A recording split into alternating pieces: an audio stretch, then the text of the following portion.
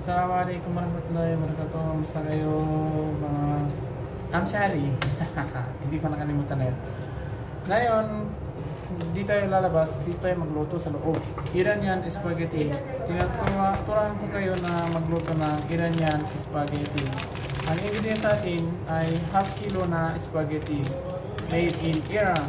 Half? Yan? Half kilo. Yes, half kilo. 500 Okay. Then, sa sunod, ang bigyan natin na half kilo din sibuyas, yung isang daktil na lasuna. Tapos kalahating karne na yung ground beef. Tomato paste. Green chili, isa o dalawa.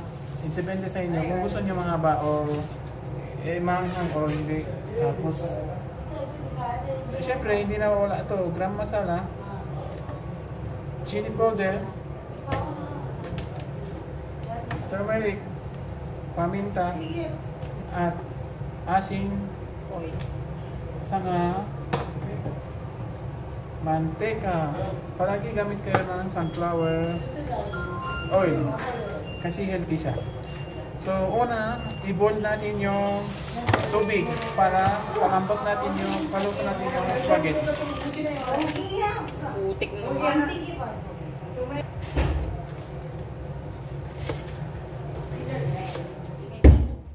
Ingay nyo. O sige, iyan Yan mo. na, naka-brain na siya. Hati-hati, sabi mong hati-hatiin niya. Ihati-hati natin yung sibuyas kasi hindi kaya yung grinder natin. Masisika. First process of Oh. Tapos, lagyan natin ito para maano siya. O, pakulo mo na tubig muna. Tapos, Oo. pagkulo na, lagyan mo ng mantika sa tubig. Nagpapakulo na ako ng tubig para mas mabilis. Tapos, papakuluan ko na yung spaghetti. Papakita namin mamaya kung paano yung paggisa. So, papakuluan ko muna.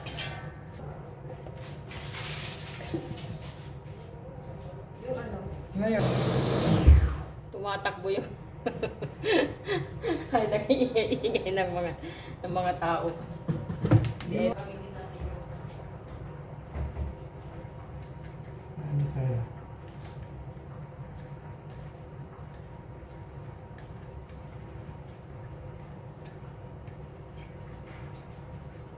magsalita ka na magsalita. Mamaya na. Magkwento ka din, magkwento. Ay. Ilang beses naman nagluto ng ganyan spaghetti dun sa Pilipinas, gustong-gusto nila.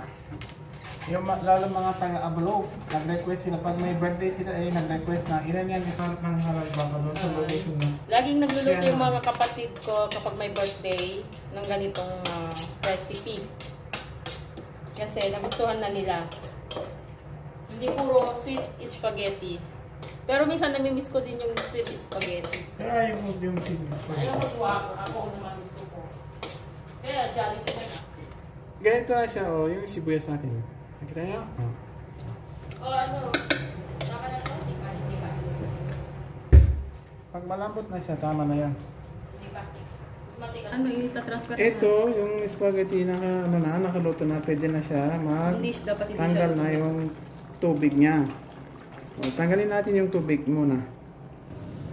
Start tayo, nagluto na ng spaghetti. Yung karne niya, nagluto na yung noodles. Hindi masyadong luto dapat dapat tamang-tama. Kunti lang malambot siya Itanggalin natin yung tubig niya. Ngayon, luto natin yung karne. Una, lagyan natin ng mantika.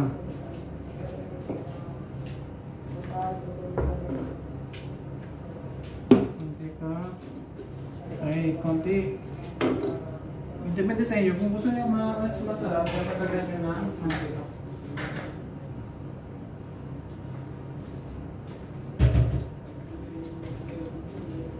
Add natin yung sibuyas sa oil.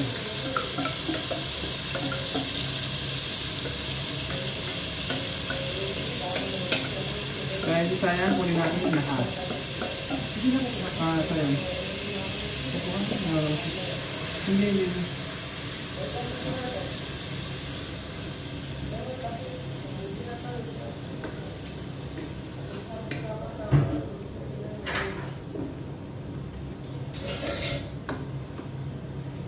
Sunod natin yung lagay ng karne.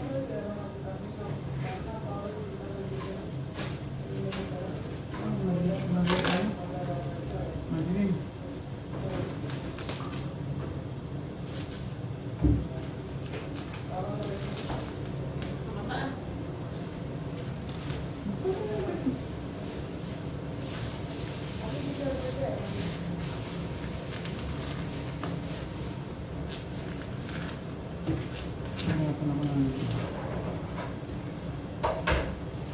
Ito na siya, karne brown beef. Dagdag natin dito sa sibuyas. Pwede ba to?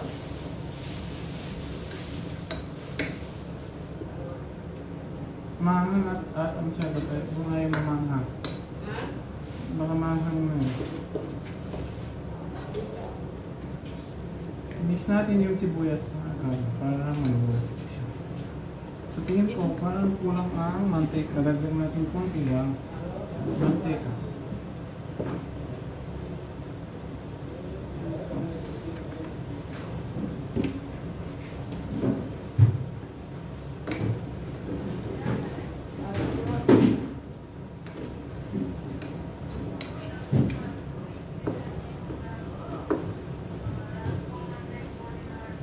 Makita ko sa inyo yung kulay ng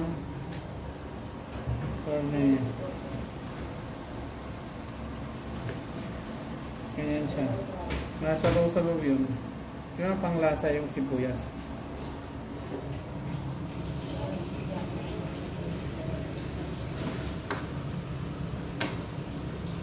Siya yung cook today.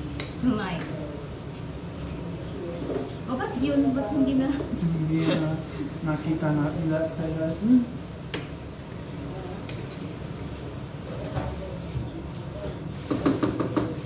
Takpan muna natin para mabuti siya.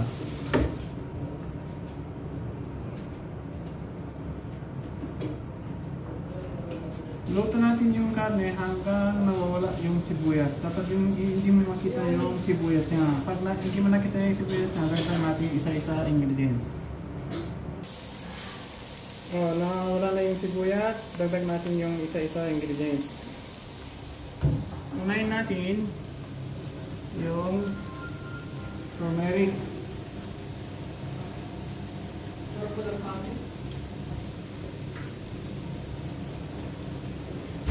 Sister, assalamualaikum. How are you? Good. Idhar.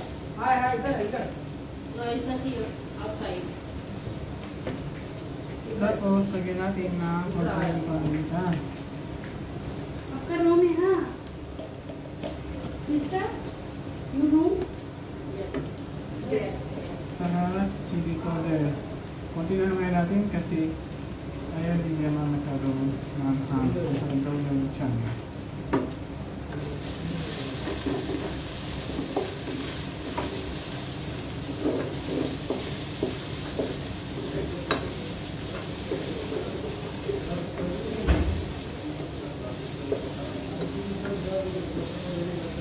Kulang pa rin yung mantika. Tingnan natin konti. Bakit kulang ang oil? Oh, Siguro walang taba-taba yung beef. wala.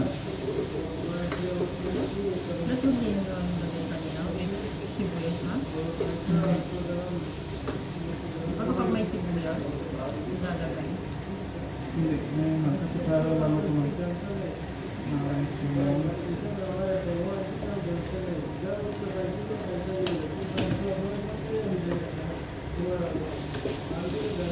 Sabihan mo siya lagi na ano, every time nakapasok yung mga taong yan, titira dito na, pag magbuko, walang makita out kaya mag-init. Tapos, especially sa sila. Kasi nangyari yung galing na. Especially yung mga, ano na yan, yung sabi sila ng kapwas. Lagyan natin yung asin. Ilang pa rin talaga.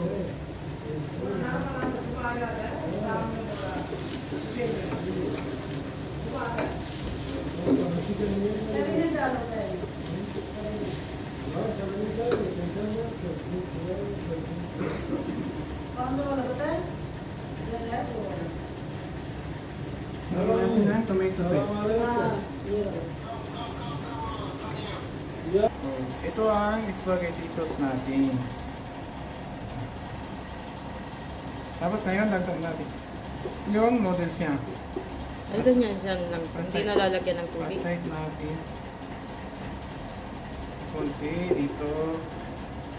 Tapos, pakunti-kunti natin yung noodles.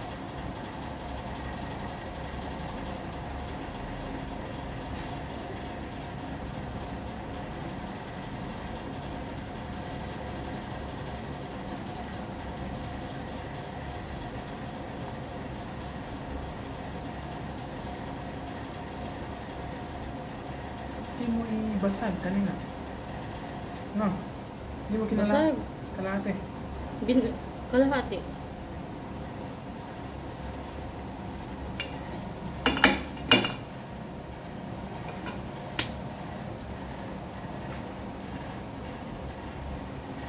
Nakikita kasi yung ano doon.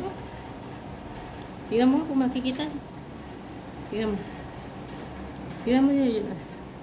Okay. Ano Hindi, I mean, nakikita yung ano. Tapos i-mix natin. Kaya konti-konti nilagay ko para mahalo yung karne at saka spaghetti.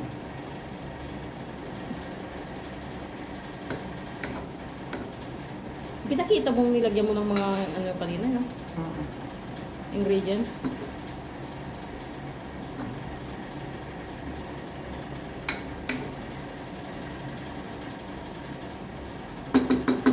Dagdag pa konti.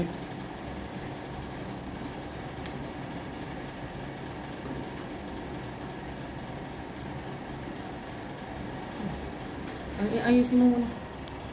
Ito na siya. Mix na lahat. Tapos, dagdag natin yung sili. Hindi natin i-putol. Ganyan na nagbuo.